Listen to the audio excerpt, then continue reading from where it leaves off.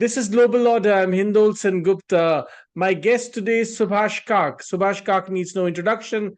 Padma Shri, academic, technologist, technology historian, historian of our scriptures, all kinds of things. I mean, there are too many descriptions to Subhash Kak, but he's simply somebody all of us learned a lot over the years from his books, from his writings.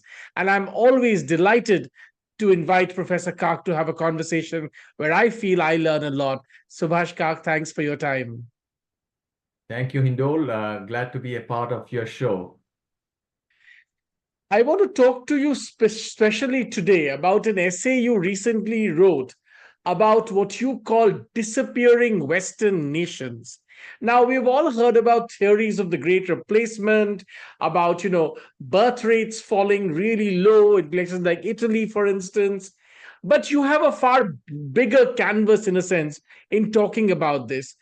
Let's begin with one of the stark examples you use, Professor Kark, in your essay, which is Canada.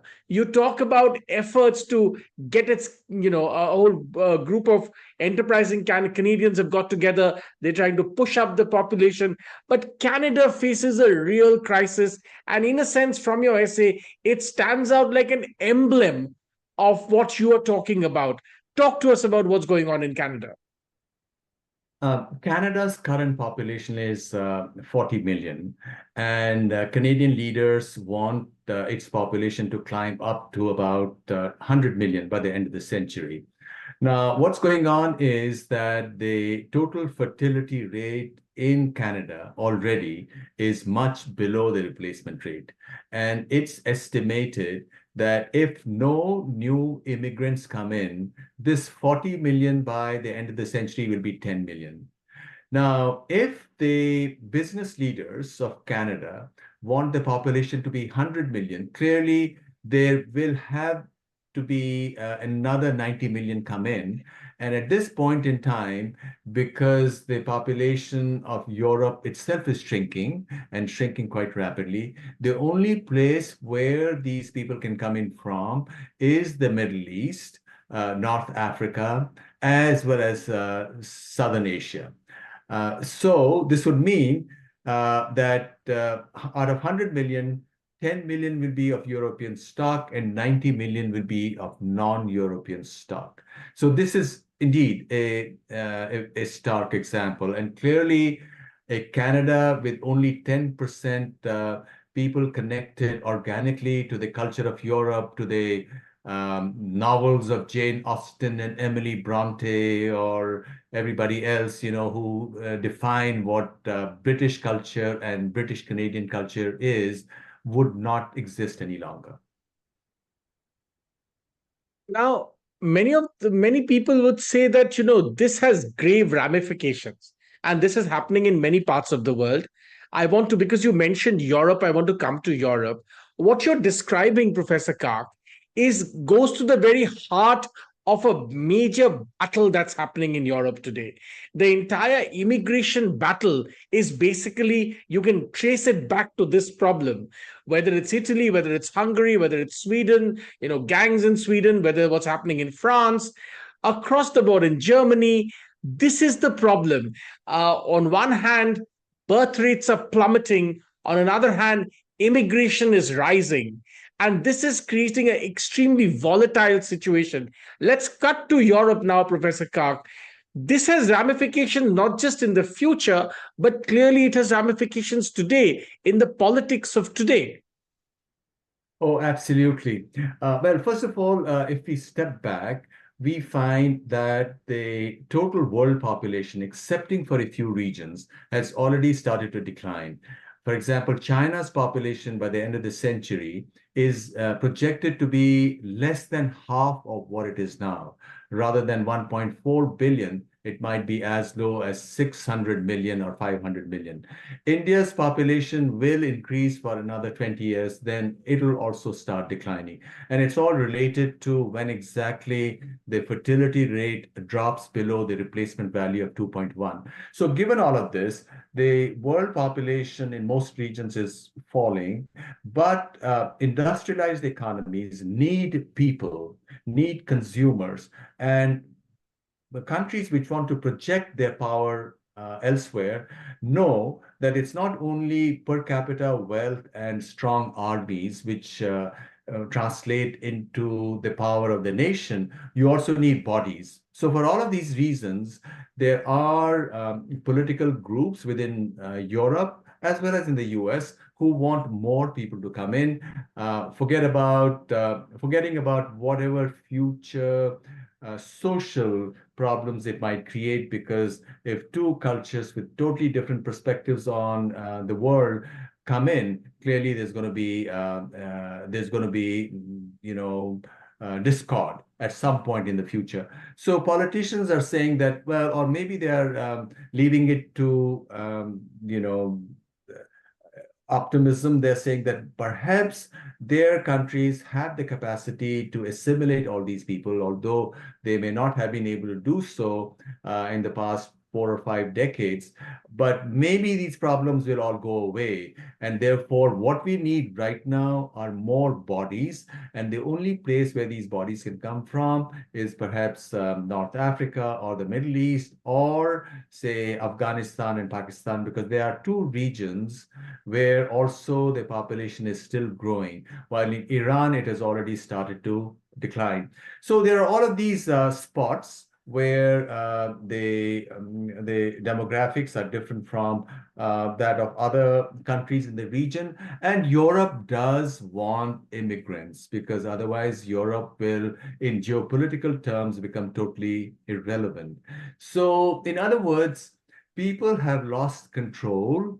And also, another way of looking at it is that really this is a large historical process and no individual or group can reverse it. It's like what happened 500 years ago. Just imagine the Americas, the Europeans came in, and there was this huge growth of the European origin people. But now people seem to be exhausted. And as to why this happens, nobody knows. It's also something to do with artificial intelligence, jobs disappearing. People know that, well, maybe all that one needs to do is to worry about one's own self-actualization. Women want to be like men, and men want to be like women, or whatever. So this is something that truly no one has total control over. And possibly what people can hope to do is that, how do we make this mixing of people in Europe, people with very different worldviews, as pain-free as possible? And can it be done in a organized way where things turn out to be better than worse? Mr. Kak, the other problem, of course, is that, this is not confined to Europe or Canada. This is, of course, happening in other parts of the world, in the US, where this is a major, major problem. I mean, in the US, the Kamala Harris, who's now the leading Democrat candidate in the presidential elections, the news is, the news is the buzz, as it were, with her statements that she will, in fact, make it easier for people to immigrate to America. But there's a lot of pushback against that. Already in the last term of Donald Trump, there was this whole thing about building a wall. There's a lot of pushback to this. There's a lot of pushback in France too. Whether this assimilation will happen with any degree of success, we really don't know. I mean, even as you and I speak, France is agog with the with a terrible, terrible case of a young Australian woman who was actually gang raped in Paris. Now, for many of us who come from South Asia, some of this is almost inconceivable. You don't think of Paris and think of it as a place where, in Pigalle, I mean, we were all told of Pigalle with the risque Moulin Rouge. And in Pigalle, young Australian women are being gang raped. I already alluded to what's happened in Malmo in Sweden. This is creating many people have used this phrase, so allow me to use this.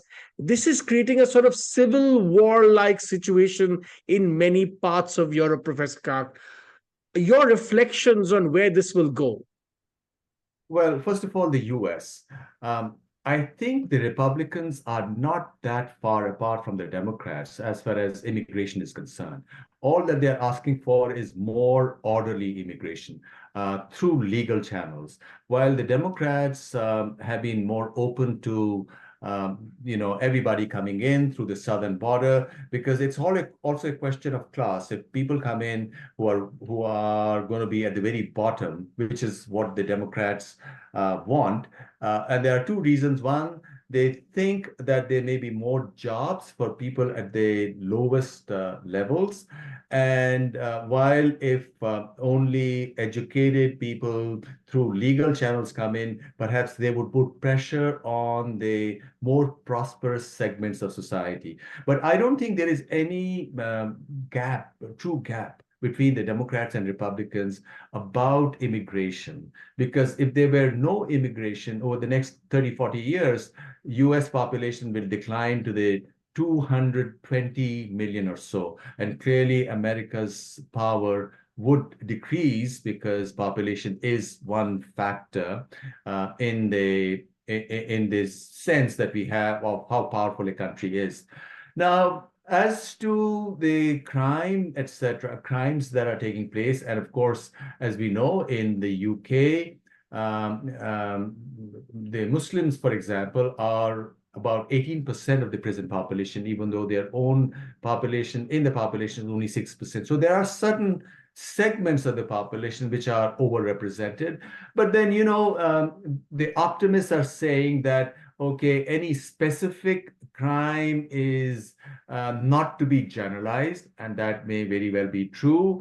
And we've got to be hopeful and optimistic, and eventually things will come, and maybe a new Europe will be created. But whatever it might be, it is indeed true that, for example, the Islamic minority has not really assimilated, and we have it from the Pew data that 80, 90% of them are in support of Sharia and so on. So one can expect that short of a miracle, there would be serious conflict at some point, maybe in the next 10, 15, 20 years. In fact, already, even in the US, all the big cities are minority or non-white majority. You look at San Francisco and LA or New York City or Chicago. So they're already non-white majority. And the same thing is going to happen to European cities. Londonistan, for example, is only 34% British white at this particular point in time.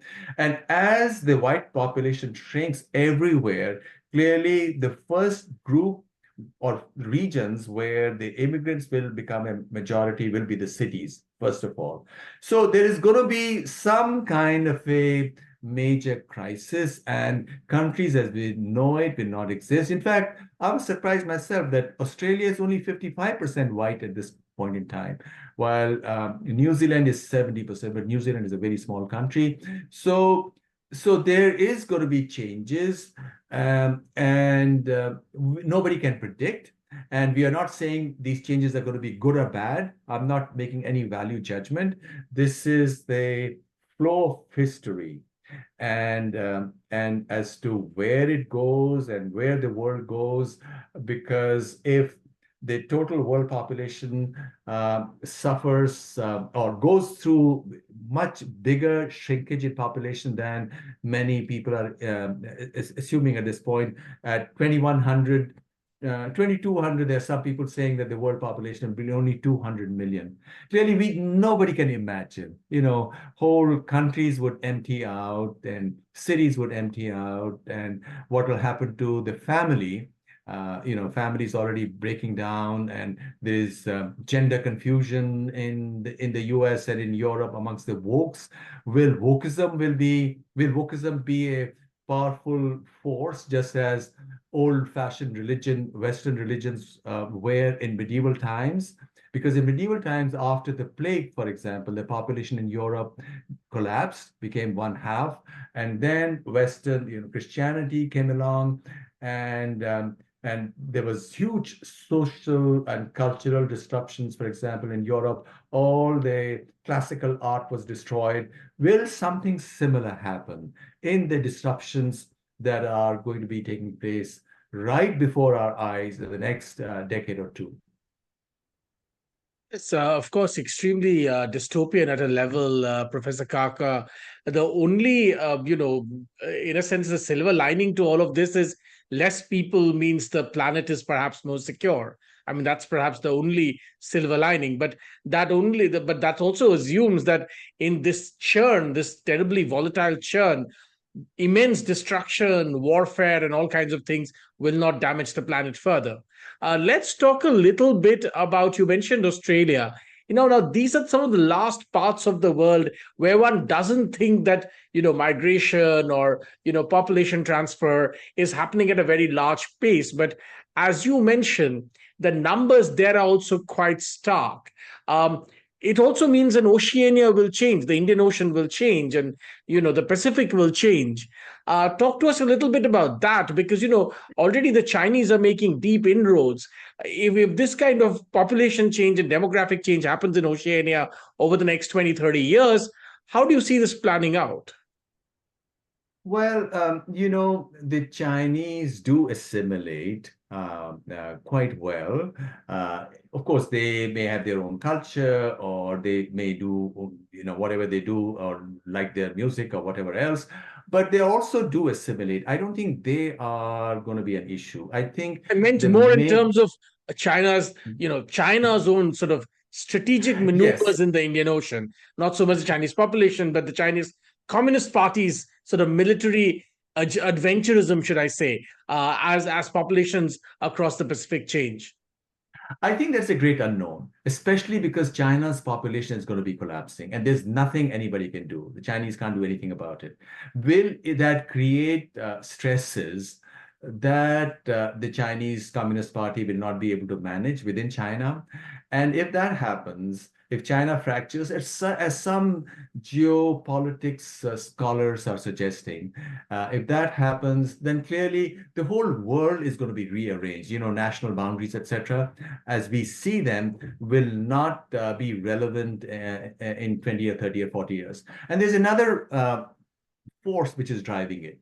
And those are the elites in the West who run the world at this point. They are aware that nations, let's say white majority nations are going to be a thing of the past. US itself, in the next 15, 20 years, will be a white minority nation. And that's why they are now arguing against national boundaries. They are arguing that let people flow easily across from one country to another. And the Democratic Party represents that view much more than the Republican Party. And in fact, you would recall that only recently President Biden accused Japan and India of being xenophobic countries because they really want, the Democratic Party, the left wants people to travel easily from one place to another, national boundaries to be abolished. Effectively, they may be, just like Europe may have different countries, but really it's become one region being ruled by managerial class in Brussels. So that's the model that they want for the entire world. And that's why they want ultimately the wings of Russia and China and India to be clipped. And that's one reason why the left is against Modi, because they say that speaking of nationalism goes against this particular view of a globalized world being run by an enlightened minority sitting in New York and London and other places. So people are not worried. People who run the world at this point, who control the banks and so on, they're not that worried about what would happen to the demographics because they know that that is something which is unstoppable and it doesn't really matter which people are going from one place to another. The big problem is how to manage various institutions, and these are centralizing institutions, like currencies or banks and everything else. How to manage it all.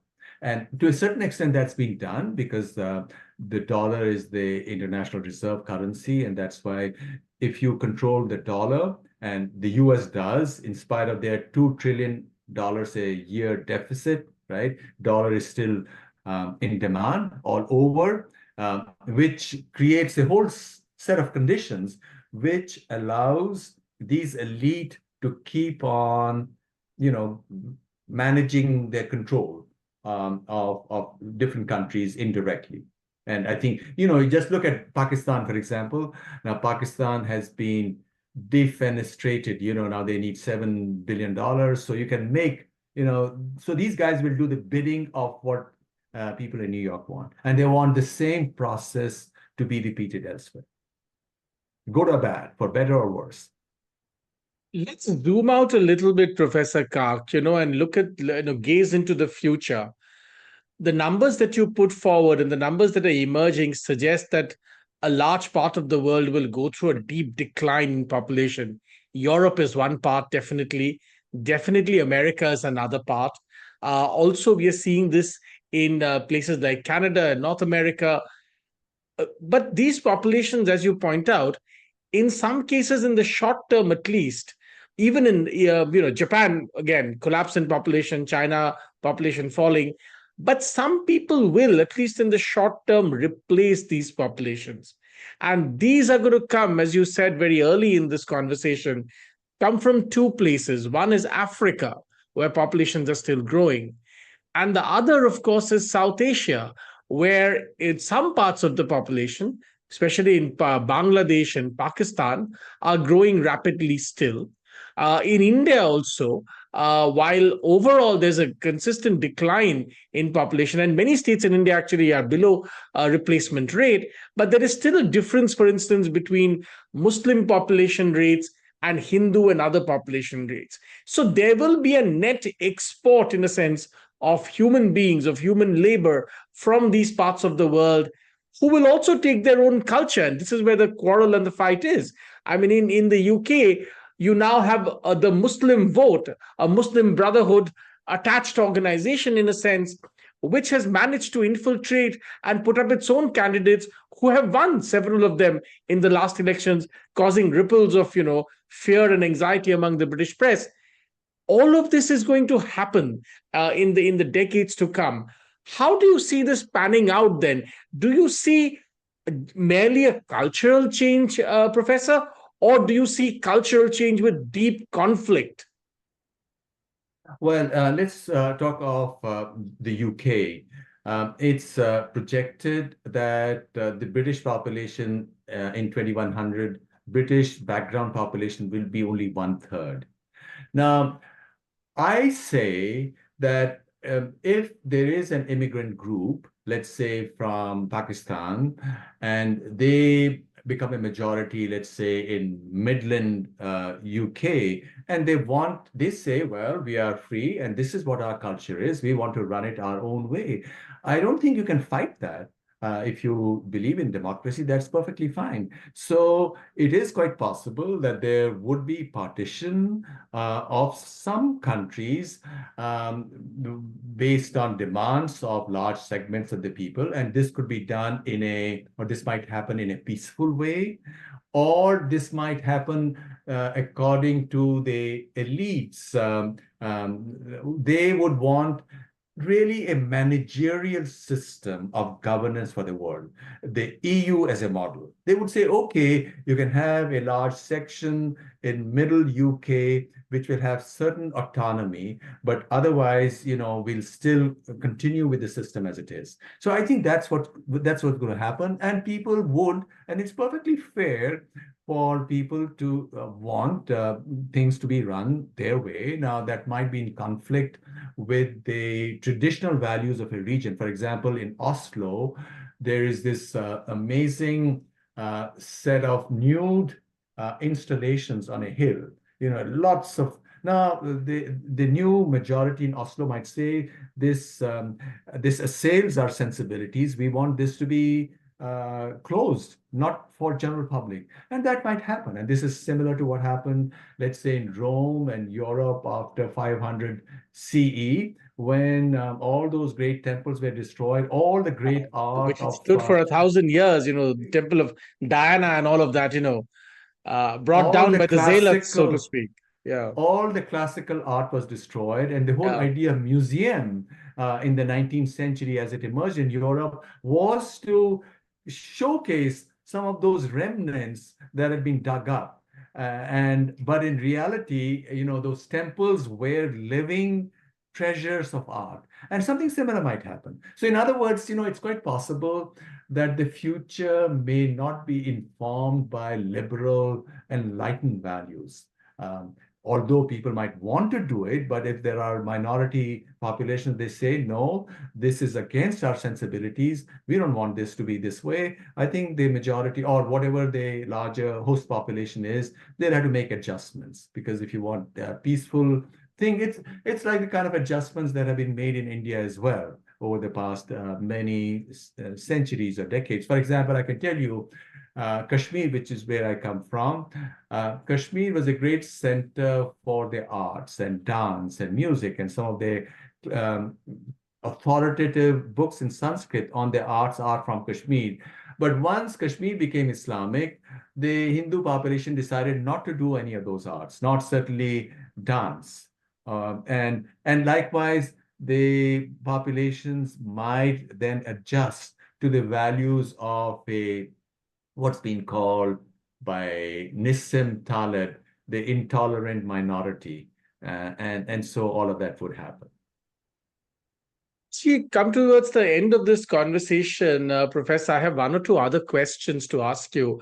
Um, Talk to us a little bit about, I mean, this is an interesting phase where many countries who forever looked at the West as emblems of how one ought to be culturally, socially, academically, the wheels are turning where people landing up in those countries are saying, well, actually, no, we want the culture that we have brought to be enforced where we live.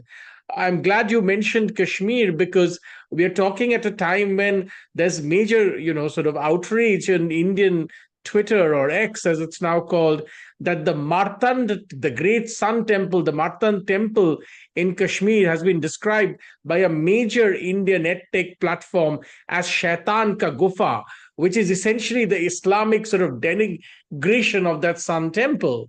And, that seems to have become more colloquially used. So we might see this kind of thing happening around the world. Talk to us as we come towards the end of the conversation, Professor, about the pushback to all this. Because surely Donald Trump, for instance, is a pushback to some of these ideas. In many parts of Europe, we are seeing parties arise which are pushing back on this idea. Austria, Hungary, Denmark, and many, many others, right? Even in the Islamic world, for instance, Saudi Arabia, UAE, they themselves seem to be taking a very different route to this. They are saying we don't want many of the old baggages. We actually, in a sense, want to be very different from what our old ideas were. Talk to us a little bit about this, Chair. An excellent point. There is a pushback.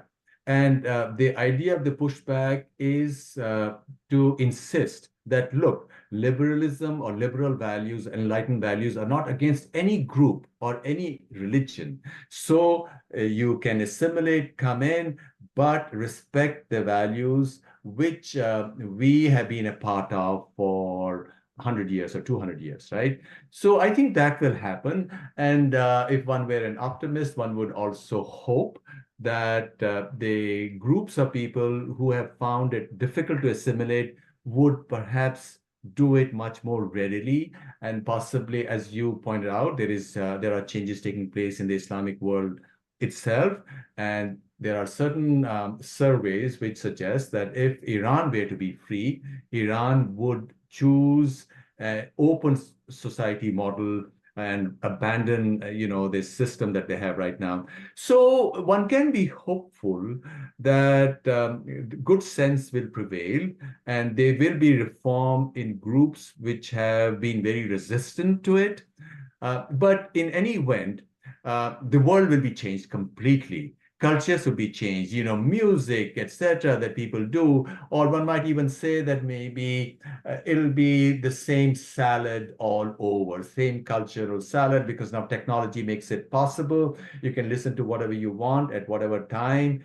And therefore the world, a globalized world, would then be one where almost anyone from any background would find it sort of would find it fine to be wherever they might be. So it'll be receptive to people from all parts of the world, and maybe that's what's going to happen. And that is where some kind of a coming together takes place, in the sense of not necessarily accepting what the other group is doing, but finding it's perfectly fine. It's like what is happening, let's say, in West Pakistan, not in Pakistan before independence, before 47, before the partition.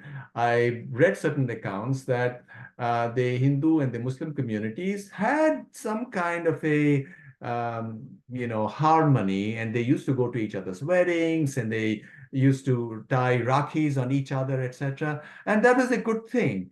And it was only when British polity, or maybe Islamic polity within India, insisted on separation, sharp division, which is when all the hate poured out. Because it people with strong passions, with the negative feelings of jealousy and hate, are what drive a lot of stuff. And that's what came out. And maybe what we need to do all across the world is to de-emphasize that, and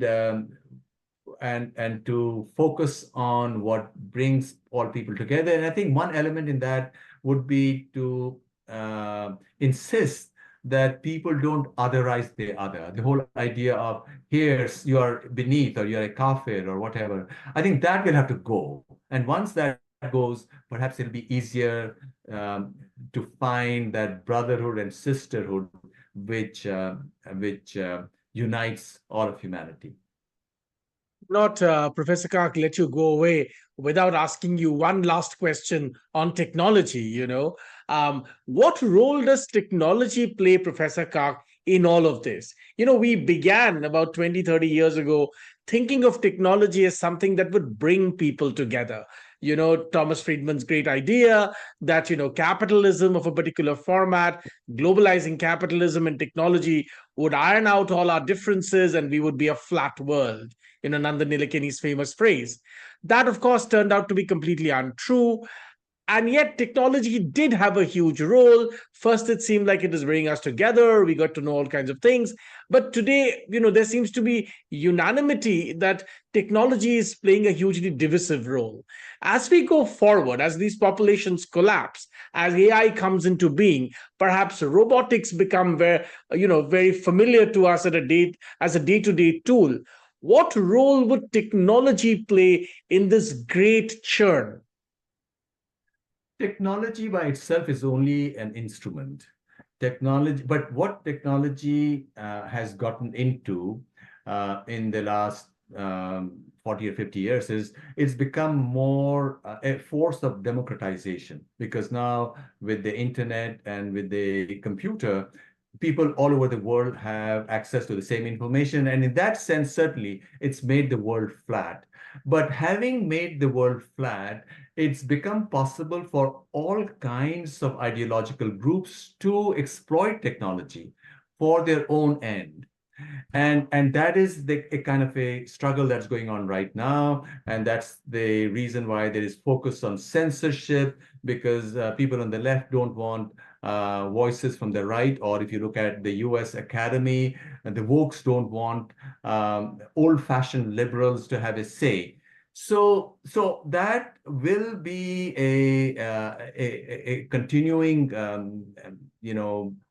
point of discussion. Where should technology go? But ultimately, you cannot suppress voices in a technology which connects people up. And that's what also gives people hope. Because in the past, if you look back the past couple of thousand years, if you look at old-fashioned religion, there was also a way of disseminating only a specific worldview to adherents of that religion to the next generations. And that may have been a wrong worldview, or there were certain stories which inspired people, but which also imprisoned people. But now, with technology, with social media, it's become possible for people all over the world to access information which is liberating, which is self-transforming, access the fact that almost everybody has potential to obtain. Everybody has gifts within them, and but for that they have to turn inwards, but also be connected outwards. So I think personally, I see um, uh, the nature of technology that we have has already created the possibilities of world society moving in a direction which ultimately will help people find solutions to the problems which separate people right now. On that very optimistic note, Professor Subhash Kak, we'll have to leave it at that. Thanks very much for your very astute and insightful comments on many, many of the deep fissures that divide our world. We hope that the optimistic note in which you ended is, of course, something that comes true. Thanks very much for your time. Thank you, Hindol.